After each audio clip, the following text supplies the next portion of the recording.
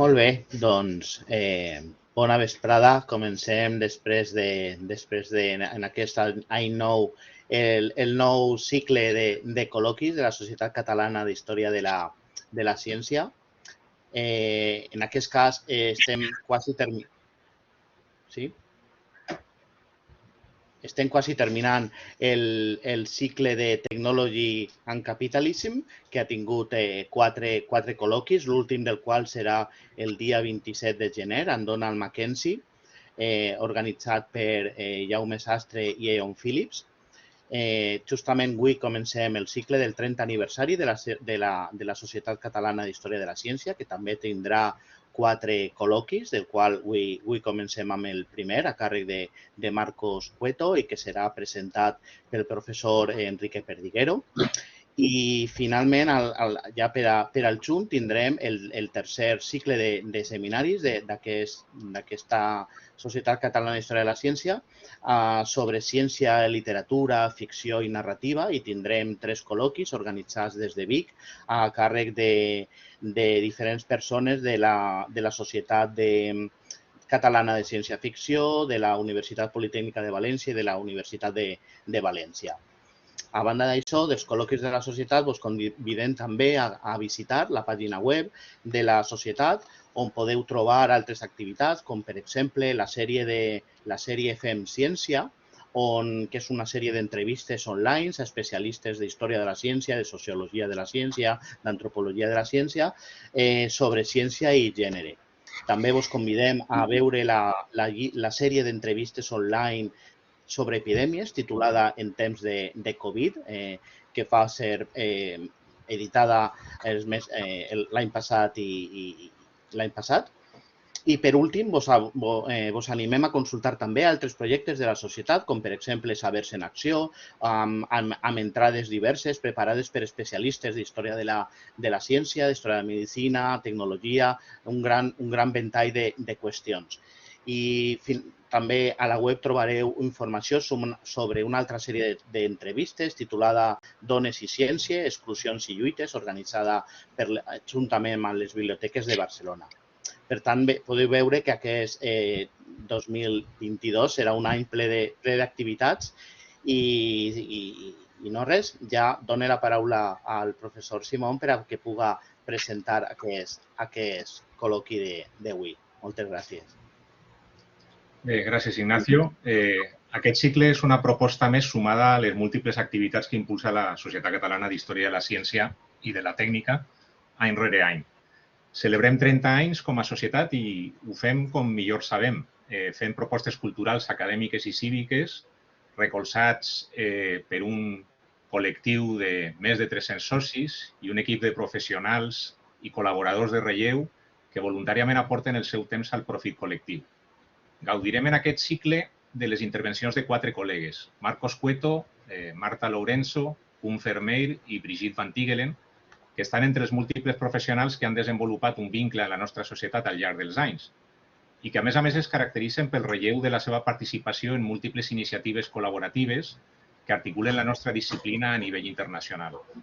Junt a ells comptarem amb la moderació de les 4 sessions, una per mes fins a abril, per part dels nostres col·legues Enrique Perdiguero, Ignacio Suay i Alfons Tarzoso, a qui agraïm la seva generosa participació en les activitats societàries.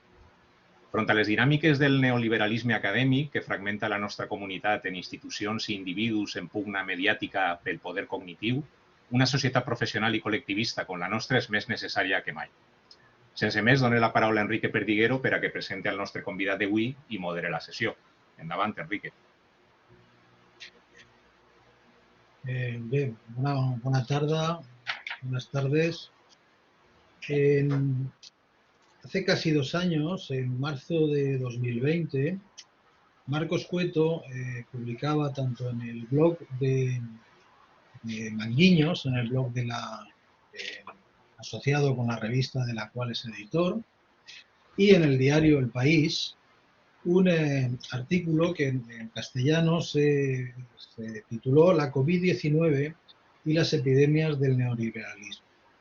El periodista subtitulaba La enfermedad revela la torpeza de los gobiernos autoritarios populistas de derecha que atacaron a la ciencia y la salud pública.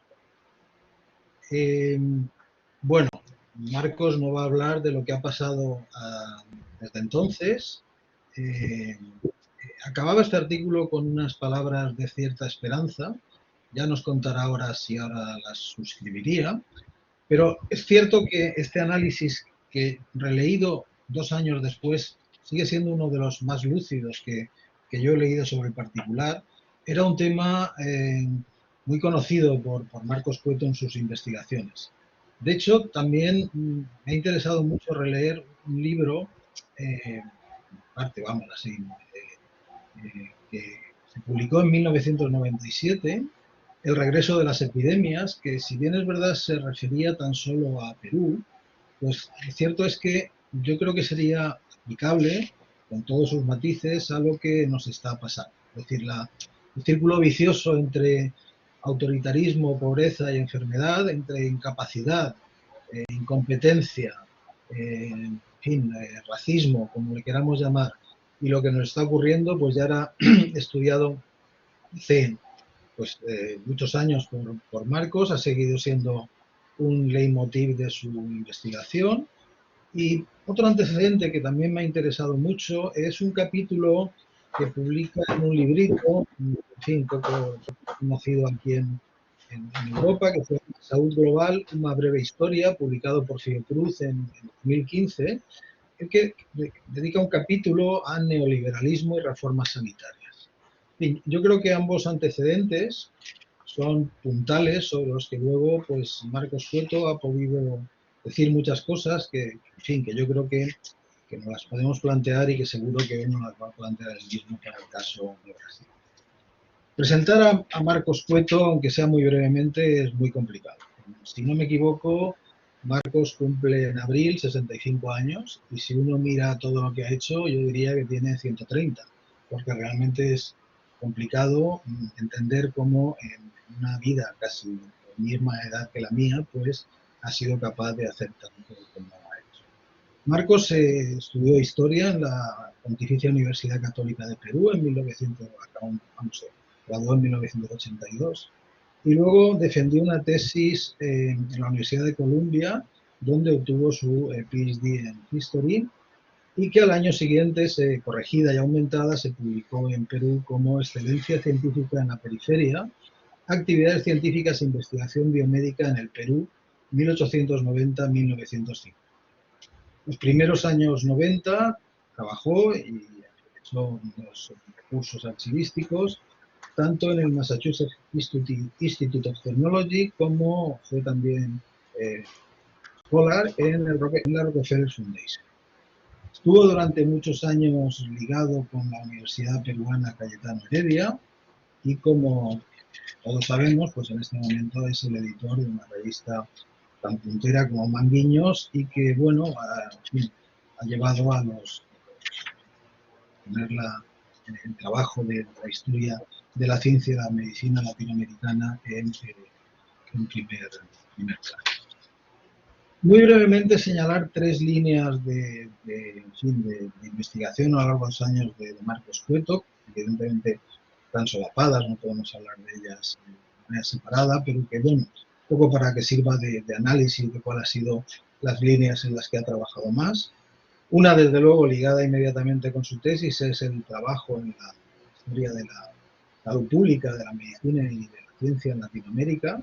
Dedica un trabajo en el 94 a la Fundación Rockefeller en Latinoamérica.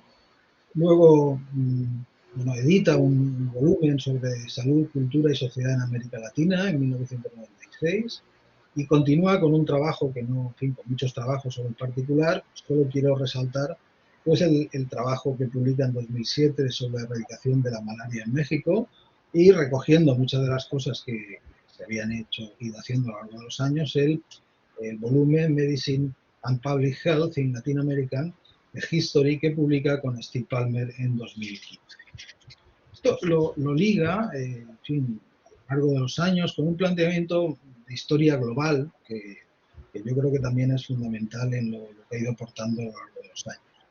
Ya en el 2006 fue editado con Víctor Zamora, publica una historia de la salud y globalización con capítulos muy interesantes y, como he dicho, en el 2015 publica un manualito de gran interés que se llama Salud Global, una breve historia. Marcos también es un personaje fundamental en los estudios genéricos sobre la historia de la ciencia en Latinoamérica.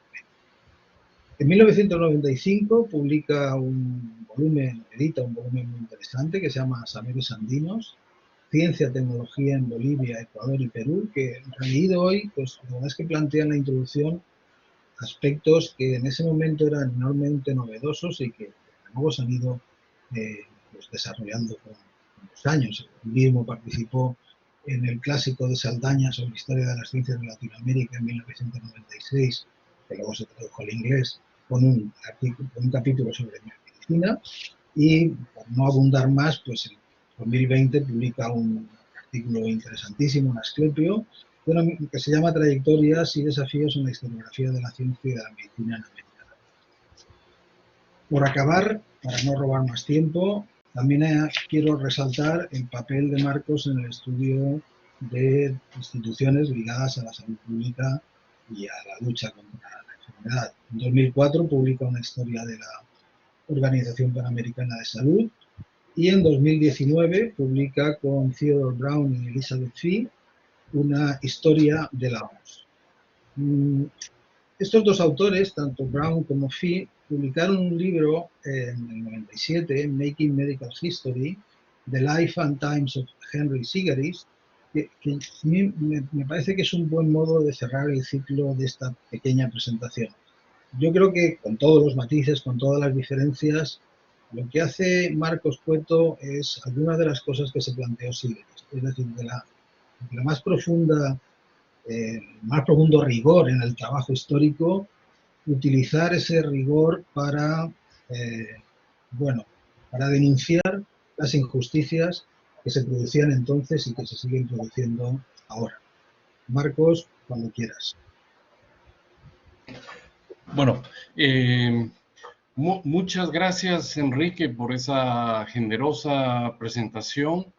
Gracias también a los profesores Simón, a Ignacio, a los organizadores de esta reunión, a la Sociedad Catalana y a los que asisten. Les agradezco. Veo nombres de amigos, colegas o personas que he acompañado y sigo acompañando sus importantes producciones, y puedo dar testimonio que son seguidas también desde América Latina y utilizadas en aulas universitarias. La siguiente lámina, no, yo puedo hacerlo, disculpen. Entonces, yo quería ensayar con ustedes una presentación que espero sea la base de un texto, y estoy abierto a comentarios, sugerencias, críticas, porque es todavía algo que voy a escribir. Parto de este supuesto que tenemos desde que Charles Rosenberg años atrás estudió la historia de las epidemias, ¿no? Inclusive antes que él, que las epidemias magnifican los problemas sociales y políticos. Eso ha sido importante para los que han estudiado las epidemias, para ver cómo en un momento específico aparecen con claridad procesos históricos de más larga duración. Pero yo quisiera agregar que también las epidemias intensifican, replantean y sugieren problemas a los historiadores, especialmente los historiadores interesados en la historia de la salud, en la historia de las enfermedades, en la historia de las epidemias. Y ha habido diversas aproximaciones que se han hecho a partir del COVID-19. Una de las más comunes a presión de los periodistas ha sido la historia comparada, en que diversos especialistas, también varios historiadores destacados de España, han hecho comparaciones con la epidemia de 1918 o con otras epidemias. Pero yo quisiera plantear ahora, y esto es la base de ese texto que estoy escribiendo, 4 problemas y una pregunta. Quizás en el texto no aborde tan a fondo la pregunta, ¿no? Primero, 4 problemas que creo que se replantean en esta epidemia para los historiadores.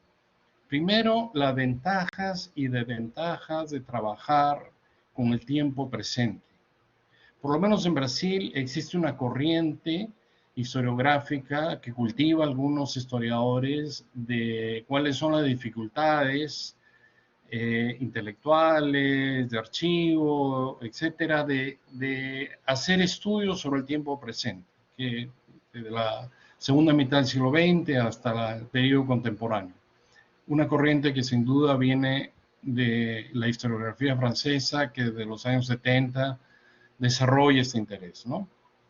Esto es un poco el esquema de lo que voy a desarrollar después. Voy a hablar más de tiempo presente más adelante. El segundo problema, esta epidemia de COVID nos ha revelado o ha ratificado un problema que aparecía en otras epidemias, que es la desigualdad social. Muchas veces las epidemias aparecen en su inicio como grandes ecualizadores sociales o atacando a las clases altas y medias o a individuos de clases altas y medias de la sociedad, pero en poco tiempo aparece que los más vulnerables son los más pobres, especialmente en las últimas décadas en que ha habido un deterioro de las condiciones de vida por políticas económicas neoliberales. Entonces creo que esto en esta epidemia ha aparecido igualmente. Y esto es válido quizás no solamente para Brasil, sino para América Latina, que acabó convirtiéndose durante mucho tiempo en el epicentro de COVID-19, ¿no? Luego quería analizar cómo han sido las respuestas oficiales, cómo hay un patrón de respuestas oficiales de que anteceden a las respuestas oficiales de esta epidemia. Un patrón que voy a explicar más adelante, pero que generalmente busca soluciones tecnológicas inmediatistas, parciales, que a veces los historiadores llamamos de balas mágicas, ¿no? Como soluciones tecnológicas que no tengan en cuenta el contexto social. Y obviamente me estoy refiriendo a asuntos como la vacuna, sin desmerecer para nada la importancia de la vacuna o de las medidas tecnológicas que se aplican en otras epidemias, pero viendo de que por sí solas no van a resolver los problemas de salud y enfermedad. Y luego, cómo se ha manifestado, ahí sí me voy a centrar en el caso de Brasil, las respuestas populares y sobre todo una respuesta popular de cómo fue la percepción de la población, líderes de favela, líderes de comunidades indígenas en la Amazonía, líderes de la mayor parte de organizaciones de salubristas que son militantes de izquierda, al rosario de políticas nefastas de Bolsonaro, ¿no? No voy a entrar en detalle en contar todas las cosas terribles que dijo e hizo Bolsonaro, porque voy a suponer de que por lo menos algunas de ellas ya la conocen. Él se ha armado por sí mismo su buena, mala reputación y me parece que hay varios periodistas de que han hablado de eso y voy a tratar de ir un poco más allá de ese asunto, de lo nefasto que fueron esas respuestas, ¿no? Y una pregunta que muchas veces me hacen y que voy a tratar de responder desde un punto de vista histórico, ¿no? ¿Por qué Bolsonaro se mantiene tanto tiempo en el poder? Con todas estas barbaridades que ha hecho, empezó a gobernar en enero del 2019, hubo varios intentos de cuestionamiento y de derrocarlo durante la epidemia, todavía están en curso, pero se han frustrado y su expectativa, y lo ha conseguido, es llegar a las próximas elecciones en Brasil, que son en octubre de este año. Y el nuevo presidente asumiría el poder recién en enero del 2023, ¿no? Entonces voy a hablar sobre cada una de ellas un poco. Sobre el tiempo presente. Hay una corriente en Brasil, este es el ejemplo de un libro recientemente publicado, hay inclusive un archivo, un buen archivo en una universidad que se llama Getúlio Vargas, especializado en recoger materiales de políticos, de salubristas, de eventos contemporáneos, y por contemporáneos se entienden las últimas décadas, ¿no? Y sobre eso yo quería hacer una pequeña reflexión, que los historiadores establecemos una frontera entre el pasado y el presente que es diferente al de la gente común. Para el común de las personas el pasado puede ser ayer, puede ser un siglo, pero para nosotros está muchas veces definido por lo que podemos estudiar, por los archivos, por problemas intelectuales, ¿no? Por ejemplo, yo recuerdo cuando estudié historia en los años 80, había un supuesto implícito de que la frontera entre el pasado y el presente acababa en los años 30, que hasta los años 30 habían asuntos, habían archivos que podían ser estudiados por un historiador, y todo lo que viniera después era materia de los sociólogos, de los investigadores de ciencia política o de periodistas ilustrados. Recuerdo también que a fines de los años 90, por lo menos en América Latina, hubo como una gran momento de darse cuenta que podían estudiar la segunda mitad del siglo XX, que habían nuevos asuntos atractivos como la Guerra Fría, la relación entre ciencia y medicina en la Guerra Fría, y nuevos archivos que se habían abierto como los institutos indigenistas que en esa época trataron de asimilar a la población indígena a una cultura castellana o portuguesa dominante en ese momento, ¿no? Y me parece que con esta epidemia esa frontera con el pasado se ha acercado más aún al presente para nosotros, pero eso no deja de tener problemas, y menciono las últimas dos palabras que están en esta lámina, ¿no? Crea problemas indudablemente de fuentes, porque no todos trabajamos siempre con fuentes orales, por ejemplo, que sería una fuente de información. Muchas veces las fuentes son periódicos, y no hay tanta entrenamiento para trabajar con periódicos, y hay muchas incógnitas que no se van a resolver de inmediato, ¿no? Por ejemplo, en Brasil, la subnotificación, ¿no?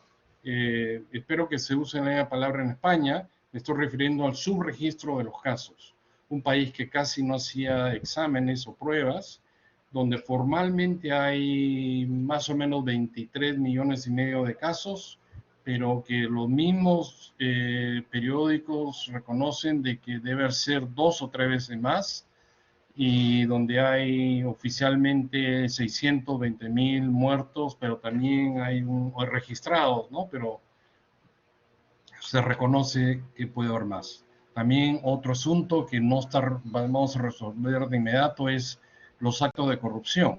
Parece que en medio de todas estas políticas de Bolsonaro, en compra, por ejemplo, de la cloroquina, hay claros actos de corrupción, pero no tenemos acceso a todas las fuentes que nos podrían ilustrar sobre eso, ¿no?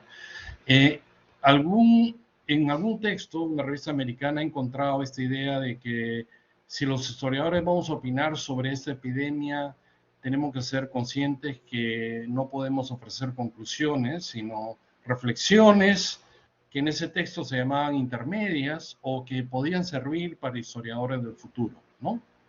Algo más, en el caso de Brasil, ha habido una discusión si esta epidemia no es más que un punto final, o uno de los puntos finales de un ciclo que está en declive, ¿no? Hay una idea de que Brasil comenzó un ciclo de más o menos prosperidad a mediados de los años 80, cuando se acabó la dictadura militar, comenzaron gobiernos democráticos, de centro derecha, de centro izquierda, tuvieron programas sociales, se organizó un sistema único de salud. Es uno de los pocos países de América Latina, con Costa Rica, con un sistema nacional de salud.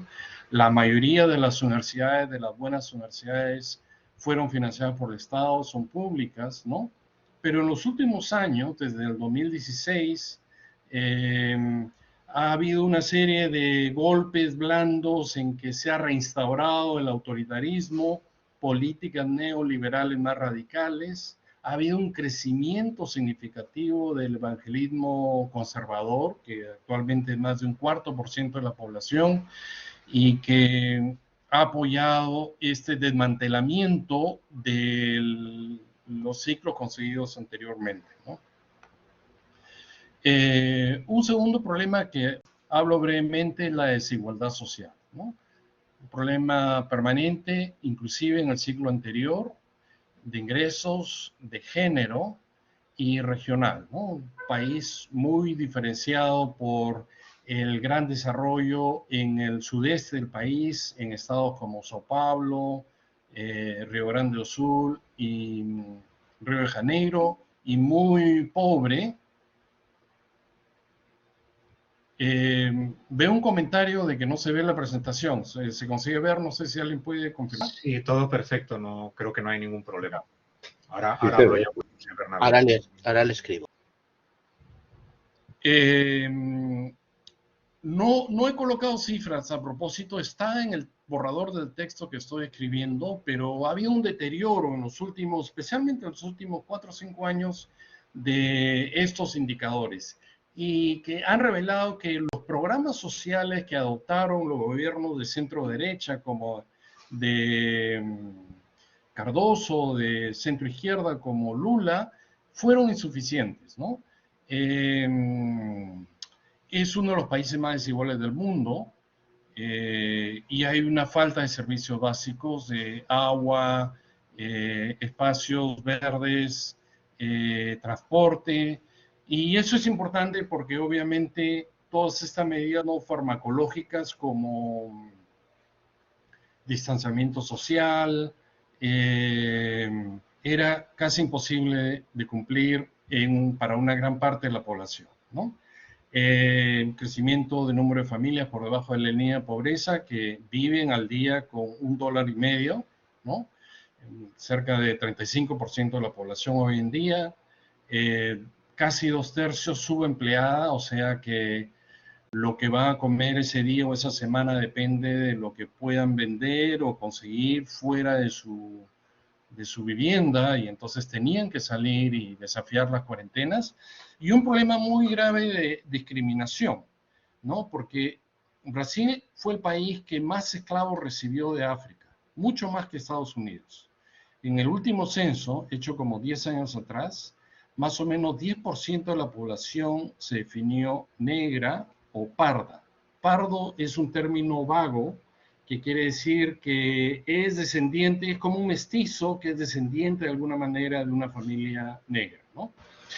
Y es interesante eso también cómo ha cambiado entre los historiadores, porque hasta los años 70, 80, había un discurso oficial del que participaban varios historiadores destacados como Gilberto Freire, que escribió algunos años antes, que hablaban que Brasil era una democracia racial, que era diferente a Estados Unidos, donde había habido segregación, pero que en Brasil había una convivencia de las diversas razas que se habían podido desarrollar, ¿no? En cambio, en los últimos años, inclusive antes de la pandemia, han aparecido varios estudios diciendo que no, que la esclavitud fue mucho más perversa de lo que se suponía. Fue el último país en abolirla a fin del siglo XIX, y formas veladas de discriminación o de esclavitud en el trabajo se mantuvieron durante el siglo XIX y han renacido en el siglo XX, y eso apareció con fuerza aún más en esta epidemia, ¿no? Porque obviamente las personas, o sea, no se ha medido eso completamente, la identidad étnica de las personas que han muerto, pero en los lugares que se ha medido, las personas negras o pardas han tenido una mortalidad mucho mayor que las personas de clase blanca de descendencia europea, ¿no?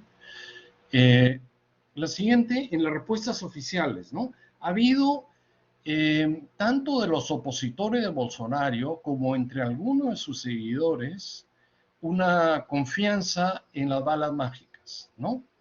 Que creo que no es un concepto que no tengo que explicar mucho más de lo que ya dije al comienzo, pero quizás, como saben, Bolsonaro fue uno de los defensores mundiales de la cloroquina y de la hidroxicloroquina,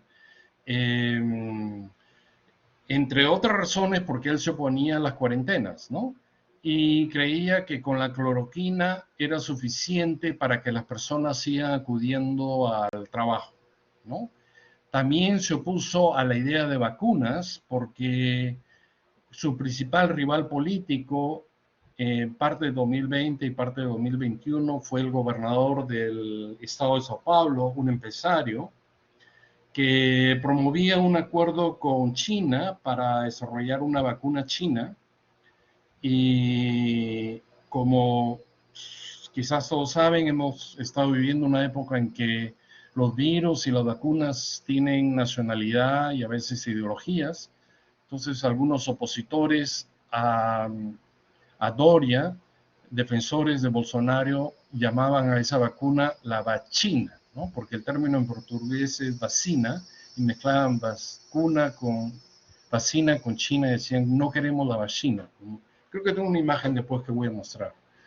Pero desde fines del 2020, comienzos del 2021, inclusive funcionarios del Ministerio de Salud de Bolsonaro promovieron la vacuna, ¿no? Promovieron la vacuna inglesa para ellos, ¿no? La llamaban la inglesa, que era la AstraZeneca, incluso como superior a la China, y ha habido esta rivalidad. Pero muchas veces presentadas, inclusive hasta ahora, como la solución del problema, ¿no? Sin tomar en cuenta las otras medidas no farmacológicas como el distanciamiento social, supongamos, o las cuarentenas, o las pruebas, y sin tomar en cuenta dos factores más que menciono a continuación, ¿no? Las comorbilidades, ¿no? Y eso tiene que ver con el siguiente punto, que es yo creo que ha habido cierto eurocentrismo. No lo digo de una manera de criticar que todo lo de Europa sea negativo, sino de pensar que hay una sola solución tecnológica para todos los problemas, ¿no? Por ejemplo, cuando se adoptó el ranking de vacunación por edad, no se tomó en cuenta de que a pesar que puede existir un promedio de esperanza de vida en Brasil, alrededor de 70 y tantos años, las diferencias de las clases sociales son enormes, de décadas. En las clases medias altas, en las clases altas es 80 y tanto %, parecido a lo que puede ser el de Japón, y en las clases bajas de favelas es 60 y poco % de años de vida, la esperanza de vida. Entonces, el ranking por edades acabó favoreciendo a las clases medias y altas, ¿no? Y luego un proceso de naturalización de las comorbilidades, ¿no?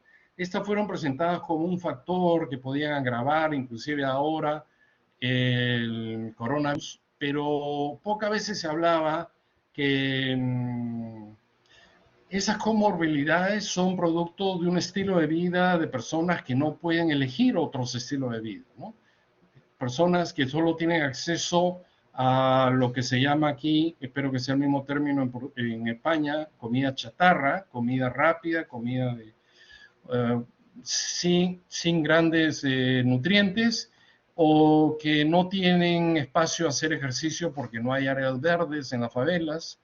Y entonces se naturalizó las comorbilidades como si fuera algo que existiese o por azar y sobre el cual no tenía posibilidad de ser modificada. También digo eurocentrismo porque no se adaptó estas campañas de vacunas o otras medidas al escenario de grande desigualdad social de la sociedad brasileña, ¿no? Estas son imágenes un poco para ilustrar lo que he venido diciendo y también para sugerir de que muchas de estas ideas estaban mezcladas, ¿no? A la izquierda, una protesta contra Bolsonaro en una playa de Río de Janeiro en que los que protestan están vestidos como salubristas de un hospital y cavando fosas en la playa con estas cruces simulando el número de muertos, ¿no? Mediados del año 21 se llegó a 5.000 muertos por día, ¿no? Ahora, por supuesto, el epicentro está de nuevo en Europa, pero hay un gran temor de que Omicron vuelva a traer una gran ola, por lo menos de casos al país. A la derecha está Bolsonaro en uno de los, yo diría, cientos de mítines que organiza durante la epidemia con sus seguidores, que va, los abraza y desafía las órdenes de cuarentena que van tomando algunos alcaldes, ¿no? Abajo un ejemplo que creo que ya mencioné, uno de los apoyadores de Bolsonaro, que paradójicamente usa una máscara, ¿no? Algo que criticaba a Bolsonaro, ¿no? Bolsonaro decía inclusive que la máscara podía contagiar el COVID, o inclusive en una declaración llega a decir que puede contagiar el VIH que produce el SIDA, ¿no? Y lo que se lee ahí, creo que se distingue, es vacina no fora Doria, ¿no? Doria es el gobernador de Sao Paulo, el enemigo político de Bolsonaro. Y en el otro lado, críticos que están protestando contra Bolsonaro, están pidiendo fora Bolsonaro, pero están diciendo vacina ahora, ¿no? Y están apoyando la idea de vacunas. Y luego yo quería hablar un poco de las respuestas populares, ¿no? Ha habido varias respuestas y no voy a referirme a todas ellas, de autoorganización de las comunidades en las favelas, de las comunidades en las zonas indígenas, que han tomado sus propias medidas, pero me voy a referir a un concepto que ha cobrado mucha fuerza en Brasil, ¿no? Y me pregunto si ha sido en otros países también. Por lo que veo en literatura internacional ha cobrado fuerza en otros países de América Latina, que es el de necropolítica. Es una idea que viene de un filósofo de Camerún que se llama Achille Mbembe. Según esa idea, o por lo menos cómo lo han entendido, bueno, esa idea existía antes de la epidemia, ¿no? Hay un artículo de él en 2013, hay un libro en 2018 que fue traducido al portugués en 2019, y algunos pocos artículos académicos que lo usan para atacar el autoritarismo, pero durante la pandemia este concepto cobró mucha fuerza y ha sido muy utilizado por algunos opositores a Bolsonaro, ¿no? Inclusive publicando en revistas internacionales como The Lancet o el British Medical Journal. Hay brasileños que han publicado artículos sobre la necropolítica de Bolsonaro, ¿no? La idea de Mbembe es de que, o como lo han entendido los brasileños, es que el concepto de Foucault de disciplinar los cuerpos es insuficiente para entender lo que está haciendo el neoliberalismo en las últimas décadas, ¿no? Según Mbembe, Foucault un poco sugiere de que las personas se autodisciplinan según las normas tradicionales, pero Mbembe sugiere que el Estado neoliberal en crisis explícitamente busca eliminar a algunos individuos o sectores de la población. Y lo hace a través de diversos métodos. Y aquí combino ideas de él con ideas de los brasileños, ¿no? Uno es el abuso policial sistemático en las favelas o en las zonas de la Amazonía, ¿no? Como, no sé, 30-35% de la ciudad de Río de Janeiro son favelas, y son zonas cuasi liberadas, controladas por grupos de criminales, traficantes, criminales entre comillas, traficantes de drogas, o por milicias, ¿no? Ex policiales que se han ido a vivir a la favela y controlan todos los pocos servicios que ahí se ofrecen a cambio de un cupo. La policía o el ejército no ingresa casi a esas zonas, pero regularmente hace intervenciones para mantener algún tipo de control o apariencia de control.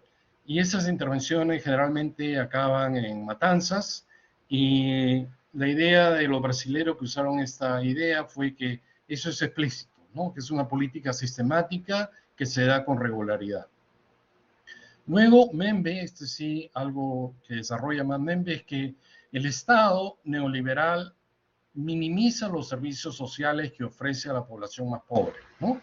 La promesa del Estado liberal original, quizás en los años 40, cuando se crea el Estado de Bienestar, era que los servicios sociales como la salud pública o la educación pública iban a crear una cierta igualdad de oportunidades entre todos los miembros de la sociedad y que después las desigualdades económicas iban a existir, pero de que la educación y la salud para todos iban a permitir que cualquier persona, independientemente de dónde hubiera nacido, pudiera ascender socialmente, ¿no? Pero según Membe eso ya acabó, que ahora o los servicios están privatizados o hay servicios mínimos para los más pobres. Algo más dentro de esta concepción de necropolítica es que el Estado neoliberal, para pasar esta política, tiene que ocultar los datos sociales, ¿no? Tiene que minimizar los problemas sociales. Por ejemplo, Bolsonaro tuvo por lo menos 2 intentos claros de querer prohibir la publicación de cifras oficiales de casos y muertos durante la pandemia, ¿no? Todo diciembre estuvimos sin datos, ¿no? Y en junio del año pasado lo quiso subir y la Corte Suprema lo obligó a volver a publicar. De hecho, los datos que tenemos son de un consorcio de los periódicos opuestos a Bolsonaro, ¿no? Otra cosa que ha tomado Bolsonaro es que antes incluso de que empiece la pandemia, prohibió, o a poco de empezar la pandemia, prohibió que se realice un censo, que es fundamental en el país para decidir dónde van a ir los programas sociales, ¿no?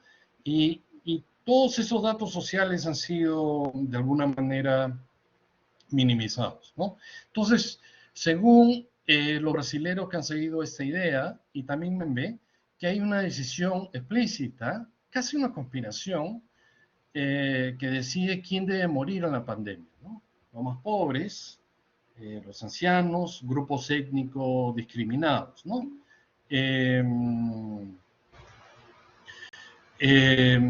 Todo esto tiene que ver, bueno, la idea de que hay personas descartables en la sociedad y todo tiene que ver con la inmunidad de rebaño o con una versión radical de la inmunidad de rebaño, ¿no? De que todos se tienen que contagiar y algunos son los que van a sobrevivir. Asociado a la necropolítica han surgido 2 conceptos que fueron incluso discutidos en una comisión de investigación en el Congreso el año pasado, que es el de genocidio contra comunidades amazónicas, ¿no? Brasil tiene más de la mitad de su territorio es la floresta amazónica. Y en esa zona que existen varias reservas indígenas en las que fueron creadas al comienzo de ese ciclo que hablé en los años 80, en que viven como 1,5 millones de indígenas. Son zonas en que el Estado no puede entrar, solamente debe brindar servicios. Bolsonaro piensa, inclusive antes de la pandemia, que eso es un desperdicio y ha dado una serie de leyes durante la pandemia para que madereros, mineros y otras empresas puedan ingresar a estas zonas y tomar las tierras formalmente propiedad o que son usadas por esas comunidades, ¿no? Hay una abogada de la Facultad de Salud Pública de la Universidad de Sao Paulo, Daisy Ventura, que hizo un estudio de cerca de 200 leyes o decretos que da Bolsonaro desde el comienzo de la epidemia hasta septiembre del 2021, que explícitamente están dirigidas a destruir las protecciones que tenían estas comunidades y difundir el virus entre ellas, ¿no? No solo difundir el virus, sino a veces literalmente matar a los líderes de comunidades amazónicas, ¿no? Y el otro concepto que ha aparecido es el de crímenes contra la humanidad. Hubo un momento en que se discutió que de repente la política de Bolsonaro era un genocidio contra la población brasilera. Hubo toda una discusión interesante y hasta líderes de izquierda dijeron de que no era correcto porque no se podía comparar, por ejemplo, con el genocidio contra los judíos en la Segunda Guerra Mundial. Sí se podía hablar de que había algo así explícito de destruir a las comunidades amazónicas, pero que más bien lo que se debería defender es la idea de crímenes contra la humanidad, y eso fue lo que al final fue aprobado por esa comisión del Congreso, Entre otras razones también porque esta misma abogada dijo, bueno, ese es un cargo de que va a tener mayores posibilidades de ser escuchado en un tribunal internacional, ¿no? Y esta es la última, trato de responder esa pregunta. ¿Por qué se mantiene tanto tiempo en el poder? Y apelando a algunos de los indicios o pistas que he mencionado antes, y son todas de nuevo preliminares, ¿no? Creo que puede ser visto como parte del declive histórico, del declive de un ciclo en un país que comenzó en los 80 y que se empieza a deteriorar desde 2016, ¿no? Hay un crecimiento de evangelismo conservador que es preocupante por varios motivos, ¿no? Es negacionista, consideran a Bolsonaro y el autoritarismo como su mesías, desprecian la idea de la democracia, acentúan la idea de los estilos de culpabilizar a las víctimas, ¿no? En el evangelismo, el pecador tiene culpa de su pecado, ¿no? Por su estilo de vida, y depende de él su salvación. Y llevan eso a la salud. Las personas son responsables de sus enfermedades. Algo más, se ha multiplicado, llegan a miles, los curadores evangélicos en las favelas de que ofrecen curar el alcoholismo, el cáncer, el SIDA y también el COVID, ¿no? Y que tienen toda una explicación muy coherente de que el demonio, estos son asaltos del demonio, y son seguidos por mucha parte de la población que ha sido abandonada por los servicios sociales, ¿no? Luego ha habido, como parte de ese declive, yo creo que ha habido una banalización de la desigualdad, una minimización de la desigualdad, ¿no? Cada vez más, inclusive las personas de clase media, educadas, son indiferentes ante la desigualdad, ¿no? Que encuentran con mayor frecuencia por las calles en que caminan, por ejemplo, ¿no? Luego, no es solamente un problema de negacionismo científico o de un grupo duro que niega la ciencia en todo lugar, sino que hay una política más o menos elaborada de cooptar a algunos médicos para que participen de las ideas de inmunidad de rebaño, y siendo de que es inevitable que mueran una cantidad de brasileños, y al mismo tiempo hay una idea de intimidación, ¿no? En un país donde la mayoría de universidades son públicas, muchos médicos dependen de fondos federales para su trabajo, y había una política de, bueno, si no sigues a Bolsonaro, te callas, por lo menos no dices nada, y solamente unos cuantos, con mucho valor, no unos cuantos, sino varios, han protestado contra Bolsonaro, entre ellas las asociaciones de salud colectiva, ¿no? Luego, otro factor que no se habla siempre es que su ministro de Economía, una representante, un modelo neoliberal muy clásico, casi desde el comienzo de la epidemia, decidió dar un subsidio a los más pobres que era casi equivalente al salario mínimo, y utilizó las redes de los programas sociales creados en la época de Lula, que ya habían identificado a los más pobres, para dar ese subsidio, ¿no? Eso fue también confirmado por el Congreso, en que hay una mayoría de bolsonaristas, y ese subsidio yo creo que le permitió a Bolsonaro sobrevivir, inclusive hacia fines del 21, en que ese subsidio todavía existía, como más de un tercio de la población, casi 40% de la población lo apoyaba, ¿no? Y un factor más probablemente fue la fragmentación de la oposición a Bolsonaro, ¿no? Ha habido inclusive dentro de la izquierda varias propuestas, varias ideas. Ahora, en las últimas semanas, ha habido una unificación probable, todavía no definitiva, alrededor de la candidatura de Lula, pero una resignación de que Bolsonaro va a continuar hasta las elecciones de octubre del 2022 y posiblemente, si eso se da entonces, y posiblemente él pierda, el nuevo presidente asume el poder en enero del 2023. Ahora, esa fragmentación también existe porque ha habido dos críticas, ¿no? Los opositores de centro-derecha han presentado esto como un problema simple de mala administración, no de desigualdad, no de necropolítica. Dori inclusive en un momento habló que no gustaba ese término necropolítica, sino sobre todo lo que ellos llaman negligencia, ser como el concepto alternativo que se ha presentado al de necropolítica, ¿no? Y se han opuesto al de necropolítica como diciendo, bueno, no, en el fondo necropolítica significa que hay una conspiración de toda la élite por pensar que hay individuos descartables en la sociedad, y eso no es verdad según el punto de vista de ellos, ¿no? Y líderes de favelas, de comunidades indígenas o grupos de izquierda más radicales, sí se han aferrado a esta idea de necropolítica, de que hay una idea de descartar esas comunidades. Ahora, esa idea necropolítica, y acabo con esto, tiene que ver también con la historia de la medicina. En sociedades iguales aparece la idea de que los ricos o que los pobres quieren ser destruidos por los ricos, y el temor que los ricos van a ser destruidos por los pobres, ¿no? En la historia latinoamericana en general, las revueltas indígenas desde el periodo colonial aparecía ese temor, que los españoles o descendientes de españoles que estaban en las Américas tenían el temor que los indígenas, que era la mayoría de la población, iban a ingresar y matarlos a todos, ¿no? En otras epidemias que yo he estudiado en el siglo XX había una idea parecida.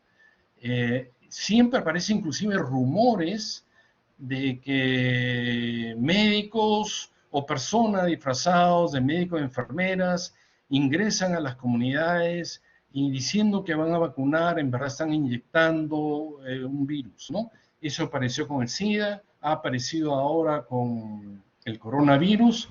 Yo he tenido la oportunidad de leer algunos estudios de historia de epidemias en África y había algo parecido. En sociedades iguales, ese tipo de rumores producidos en parte por la desigualdad son comunes, ¿no? Y son tomados como ciertos por toda la población, por los extremos de la población. Bueno, no sé, quizá acabo con una pregunta. ¿Podrá Brasil recuperarse todo esto y recrear un ciclo histórico progresista de nuevo? Ojalá. Muchas gracias. Muchas gracias, Marcos, y también por atenerte al tiempo.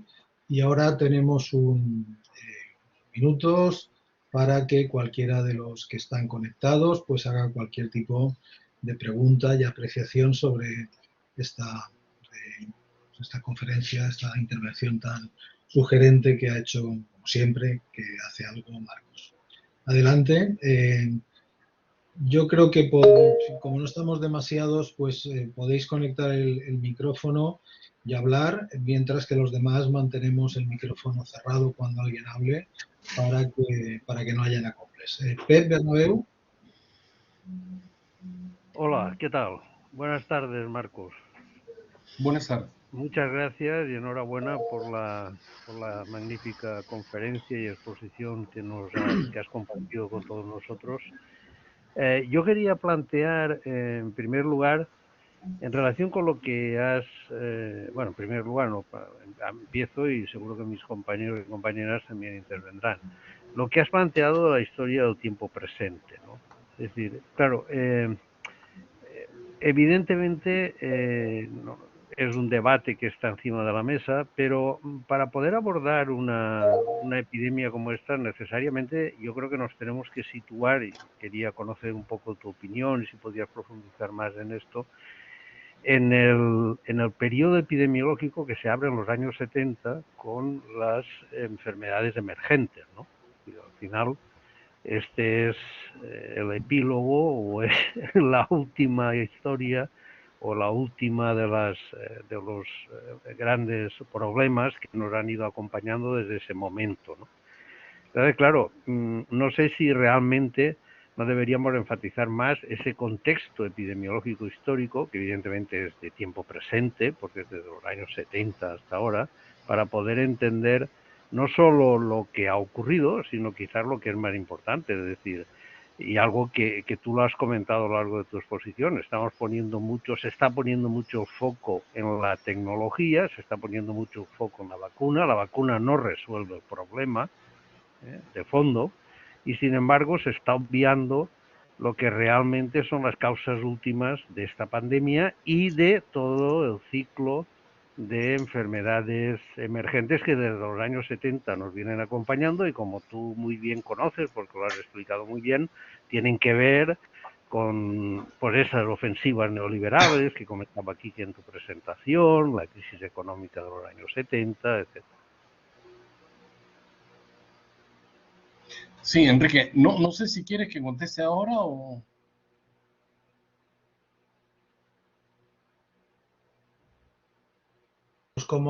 Marcos, como no somos muchos, Ya, yo creo que ya sigo está bien. contestando y Ya, bueno, ya vamos estableciendo un ok. diálogo. Sí, bueno, muchas gracias, Joseph. Creo que tienes toda la razón. Yo creo que de alguna manera también esta epidemia puede ser tomada como un ciclo mayor, ¿no?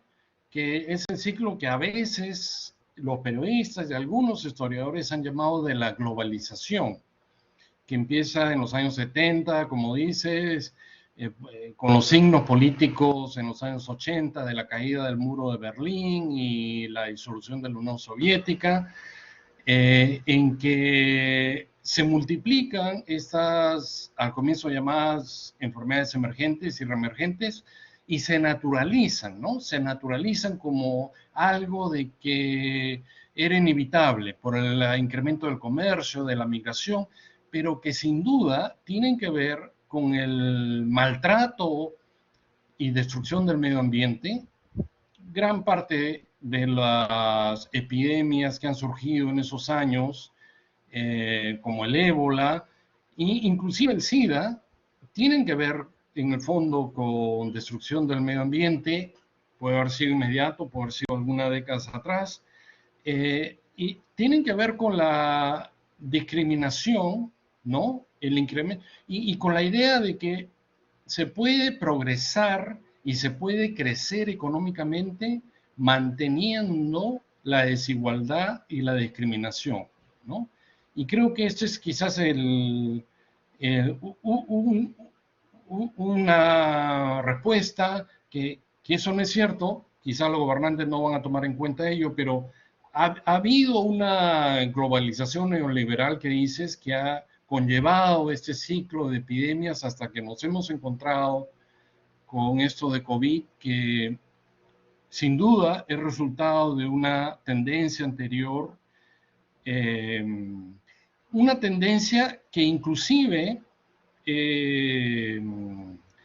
tiene que ver con, bueno, con otra discusión, no sé si está viendo en España, de que en los últimos años había una globalización, ¿no? Pero que inclusive así persistía o se agudizaban los problemas de desigualdad, de discriminación y de deterioro del medio ambiente. Pero tienes toda la razón, te agradezco. Gracias, Marco. Bueno, luego si hay tiempo planteo alguna cosa más, pero doy a mi...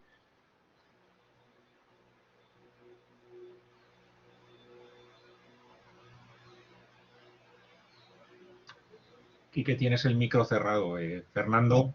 Perdona, Puedes... Fernando, perdona. Ok, es Cerrado, vale, adelante. mi turno. Hola, bueno, Marcos, encantado de verte y muchas gracias por tu conferencia, muy interesante. Y además, bueno, con tu característica visión amplia. Claro, yo entiendo que también hay una cuestión de tiempo y de marco. Me pareció que muchas de las cosas que dijiste son cosas con las que intuitivamente concordamos, e incluso políticamente concordamos. Pero me pregunto si son tan directas. Por ejemplo, la que más me resalta, pero hubo otras, ¿no es cierto?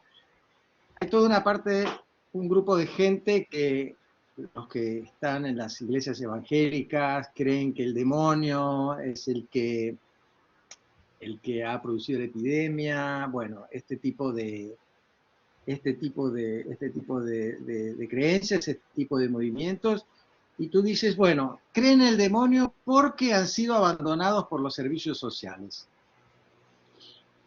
Creo que es más complicado que eso. No sé exactamente cuál es la explicación, yo debo decirlo, pero tanto como historiador, como bueno, en fin, yo creo que en general sabemos que es más complicado, entonces, pero intuitivamente creo que esta es la explicación que se da, ¿no es cierto? Es decir, ahí hay toda una dinámica del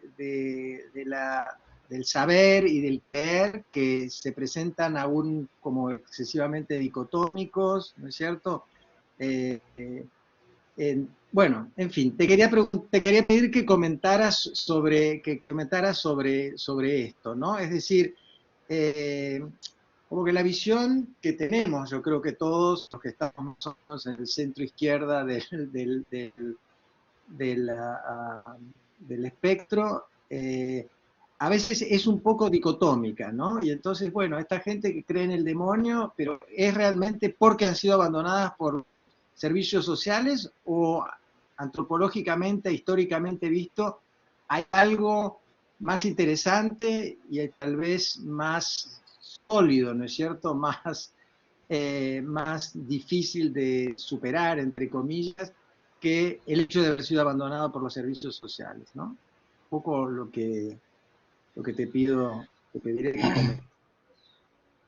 No, sí, tienes toda la razón. Y me corrijo y creo que es algo que definitivamente tengo que estudiar más. Yo lo que también trato de poner en ese texto es de que hay varios tipos de evangélicos.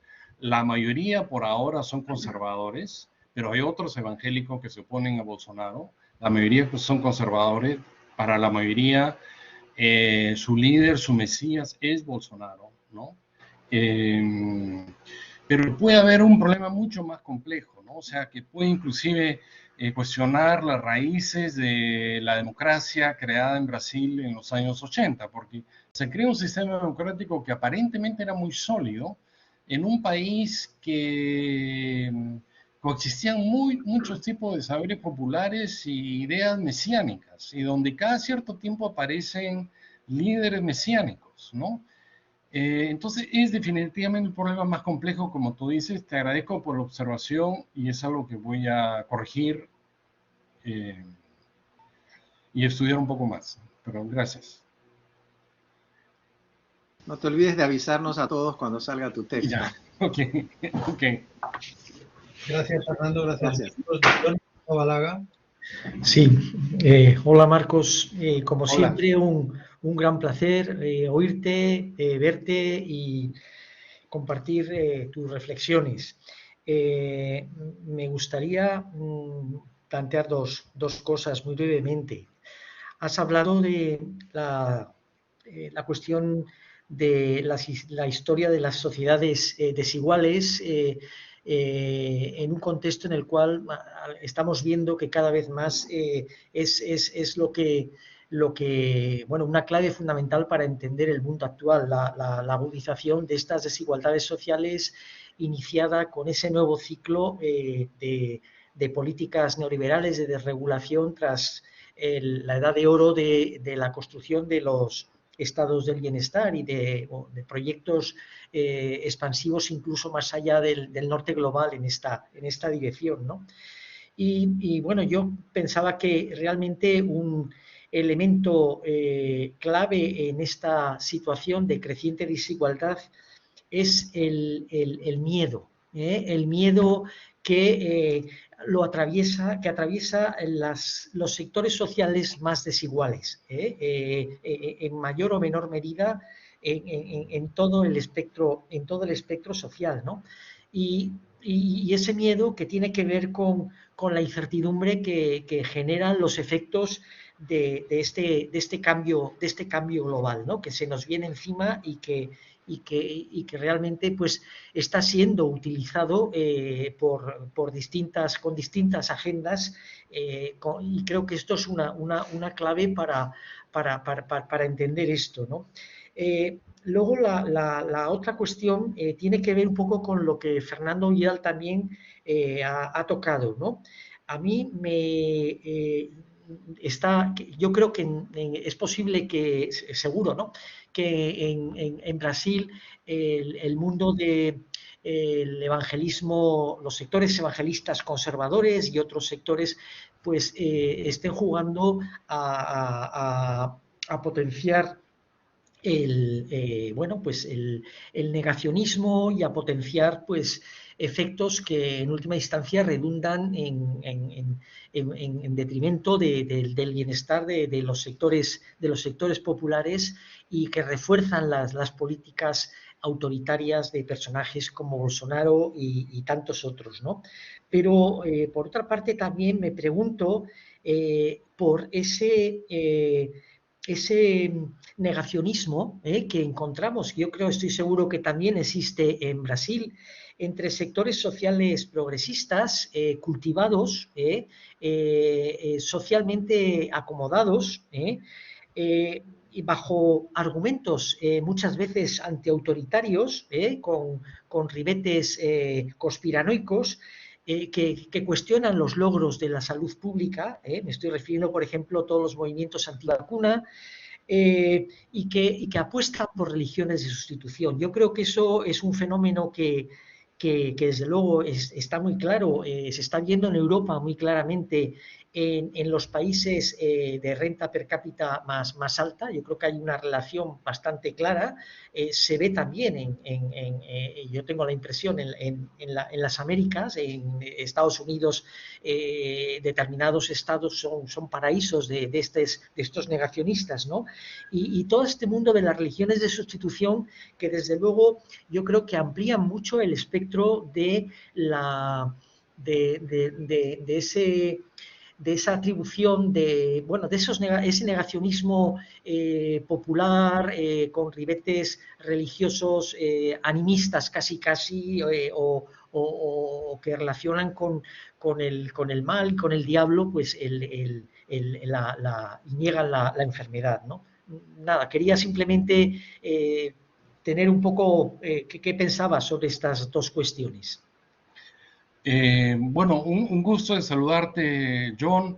Te agradezco, estoy de acuerdo. Algo que agregaría más bien es que en relación a la desigualdad, en los últimos años ha habido una idea, inclusive entre economistas de izquierda latinoamericanos, de lo que llamaría desigualdades tolerables, ¿no? Que no está mal que exista desigualdad si va a haber crecimiento.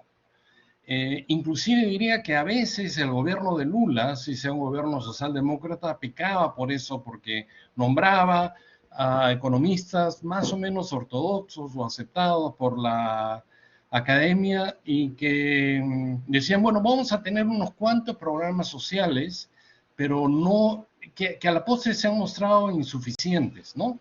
Y también algo sobre ese tema es que hay una inercia de las burocracias o una orientación política de las burocracias nacionales e internacionales, ¿no? Internacionales, por ejemplo, recuerdo hace algunos años tuve la oportunidad de participar en un informe sobre la escasez de trabajadores de salud en el mundo y habían miembros de la Fundación Rockefeller y tuvimos una discusión diciendo, bueno, pero no pueden tomar los promedios nacionales como el indicador de distribución de profesionales en un país. Y me dijeron, bueno, eso es lo que hacen todas las agencias. Las agencias tienen que tomar un indicador y no pueden entrar a la discusión de qué pasa en cada región. Entonces tienen que hacer rankings de prioridad de políticas según promedios nacionales. Por supuesto, hubo un intento de ver las desigualdades internas en salud con este movimiento que en el 2003 formó la Comisión de Determinantes Sociales de la Salud de Michael Marmot, pero todo eso en parte se ha perdido, ¿no? Y eso, volviendo al comentario de Joseph, yo creo que en parte todo eso se pierde y empieza un neoliberalismo más salvaje después de la crisis económica del 2008, ¿no?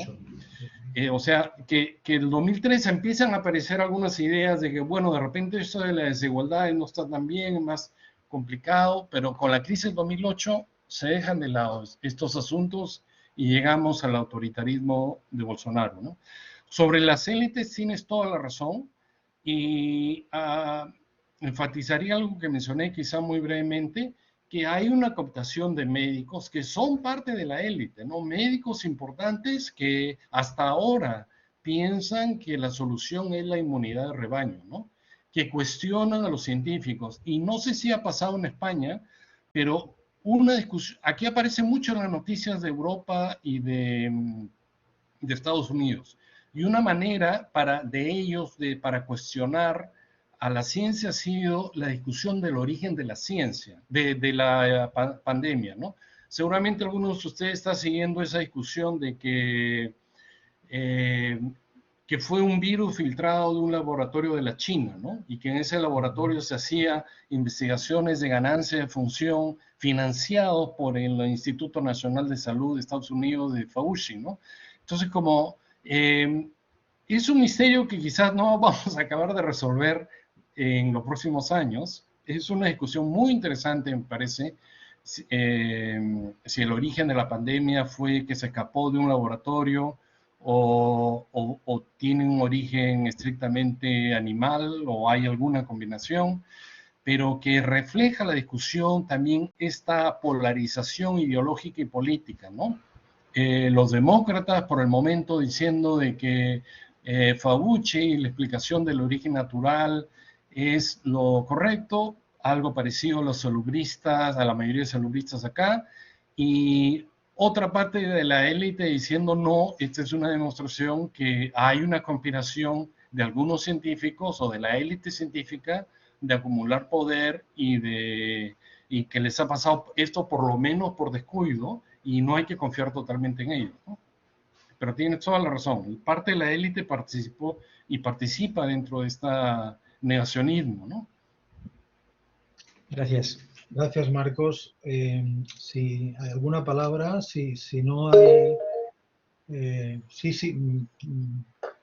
Pep Simón. Sí, Marcos. Yo te quería preguntar, a nivel de la organización política de Brasil, que es un país federal y, digamos, hablar de Brasil y de Bolsonaro es una simplificación nominal inevitable, ¿no? Pero tú has mencionado el caso del gobernador del estado de Sao Paulo y nosotros, digamos, lo que recibimos en Europa e internacionalmente es esa imagen muy negativa de Brasil a través de su presidente, ¿no? Y que, bueno, pues tiene una representación que también seguramente puede que sea algo interesada porque no se habla de la misma manera de Suecia o ni siquiera del Reino Unido, ¿no? A pesar que, bueno, pues sin negar lo dramático de la situación en Brasil. Pero querría saber más sobre esas respuestas políticas y sanitarias, quizá diferenciadas o no en los diferentes estados que componen Brasil, ¿no? Si nos puedes comentar algo, si sabes algo y hay estudios en marcha sobre eso.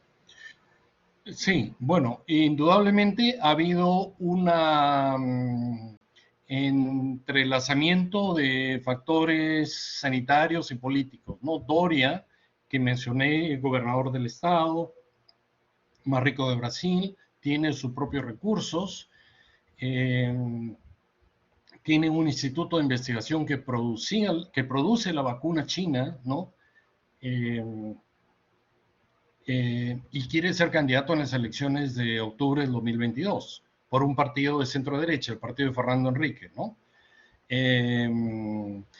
Otros gobernadores también se opusieron a Bolsonaro, muchas veces pensando en los réditos políticos, otras veces no se opusieron por la presión de la población o de los otros intereses que no he mencionado ahora, pero que fueron muy importantes, han sido los comerciantes, ¿no? Es un país donde el turismo es muy importante, ¿no?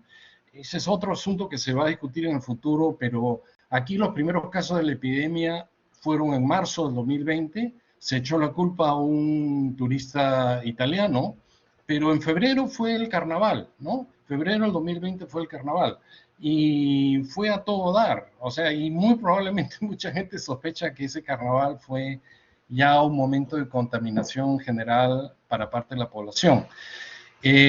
Ahora, ha habido oposición, pero ha habido oposición fragmentada que no ha alcanzado grande visibilidad y recién Lula está apareciendo como la alternativa, ¿no? Después de haberse librado de varias acusaciones de corrupción, ha logrado unificar a una gran parte de la izquierda y es posible que gane las próximas elecciones.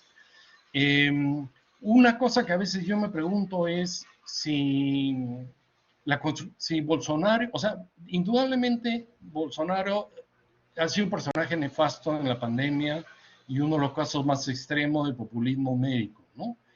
Pero si la construcción de la figura de Bolsonaro a nivel internacional no ha sido un recurso para los otros gobiernos decir, bueno, por lo menos no lo estamos haciendo tan mal, ¿no? O sea, por lo menos no llegamos a estos extremos, ¿no? O sea, y otra idea, me parece que en el orden político y sanitario internacional había una idea que las personas tienen la culpa de su propia suerte.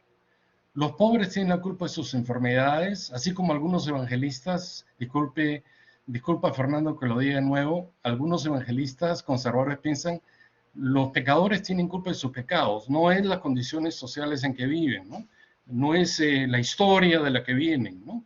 Y entonces la construcción de un estereotipo negativo de Bolsonaro y de Brasil ha sido una manera de decir, los brasileros tienen la culpa de lo que les ha pasado. Y, por ejemplo, olvidando que en algún momento la India y Sudáfrica y algunos salubristas brasileros pidieron a la Organización Mundial de Comercio que las vacunas no tuvieran patente y fuesen producidas por cualquier laboratorio del mundo. Y se opusieron al gobierno de Trump y a pesar que Biden ha dicho de que está de acuerdo, no se ha avanzado en ese camino.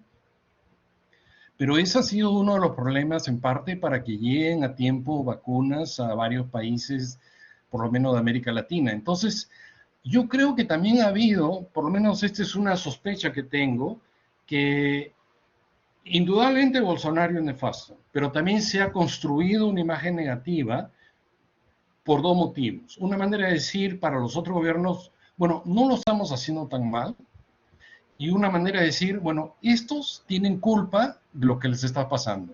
No tiene que ver con lo que pasa a nivel internacional o con los problemas que ocurren a nivel internacional.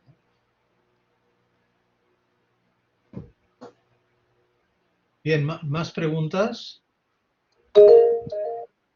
Sí, Pep. Hi ha temps per una més o...?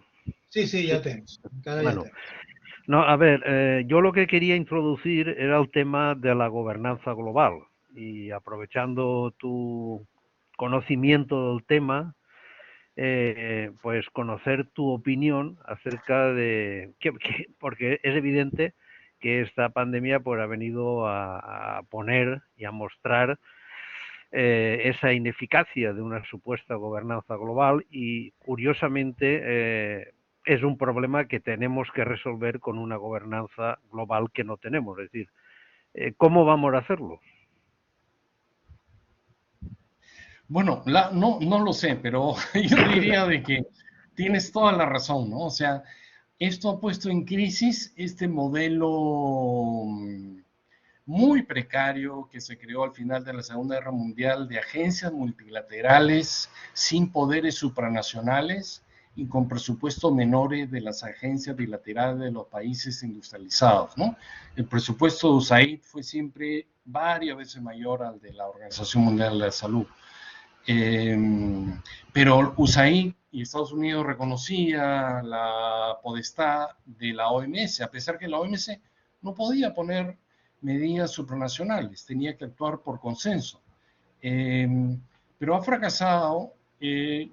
Ha habido problemas de liderazgo interno de la OMS, sin duda, sobre todo al comienzo de la epidemia.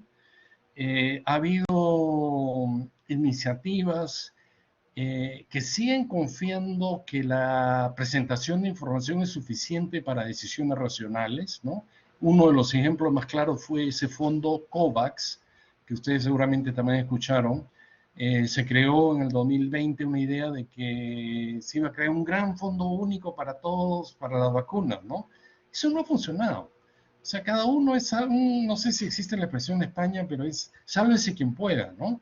Es acuerdos bilaterales, Brasil compitiendo contra Paraguay para conseguir más recursos médicos.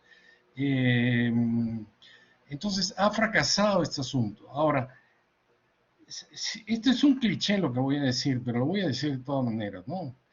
Y a ver, cada vez tengo menos confianza, o quizá hoy día me he despertado un poco pesimista, pero dicen que las epidemias son una oportunidad para cambiar, pero también son una oportunidad para volver a lo mismo, ¿no? O para empeorar.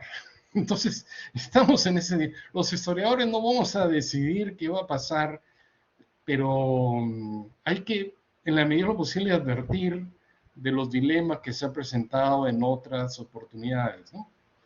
Pero sí, tienes toda la razón. Este orden mundial parece que no da más. Ojalá que cambie para mejor. Sí, y quieres agregar algo, Joseph, disculpa.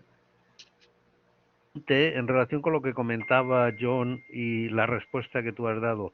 Cuando estabas contestando a John, a propósito de esas hipótesis que han circulado de que ha sido un accidente en un determinado laboratorio o de manera intencionada, etcétera, pues estaba recordando ese informe que se hace público en septiembre de 2019 de Un Mundo en Peligro, un informe de esta comisión conformada por expertos de la Organización Mundial de la Salud, del Banco Mundial, donde hacen una evaluación de las pandemias, epidemias más recientes y ponen en evidencia que el mundo no estaba preparado para una pandemia que además definen exactamente lo que va a ocurrir 5 meses después en ese informe, ¿no?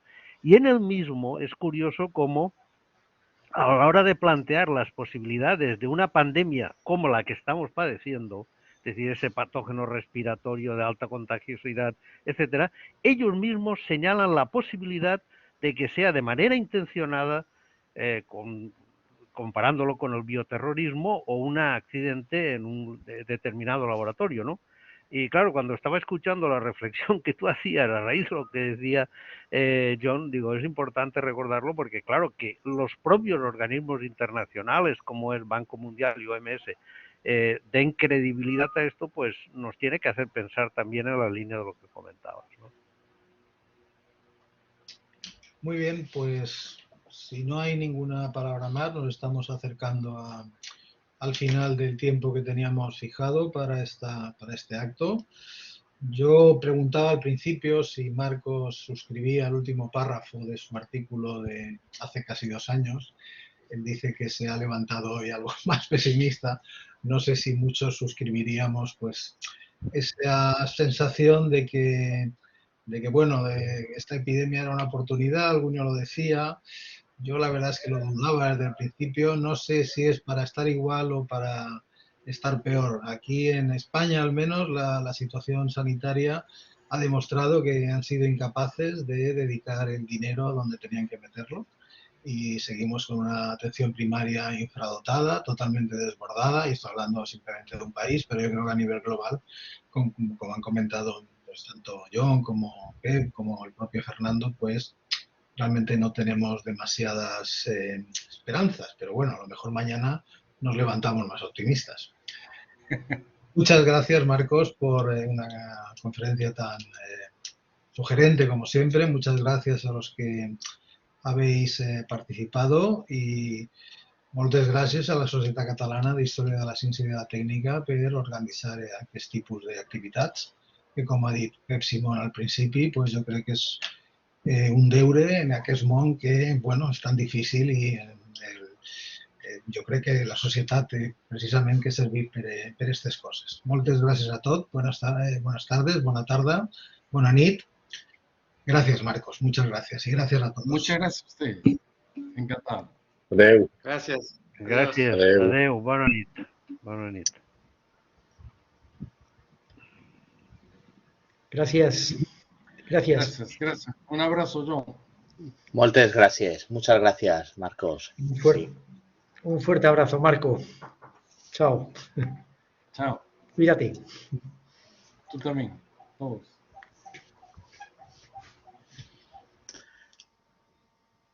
Muy bien, pues muchísimas gracias. Vamos a detener la grabación.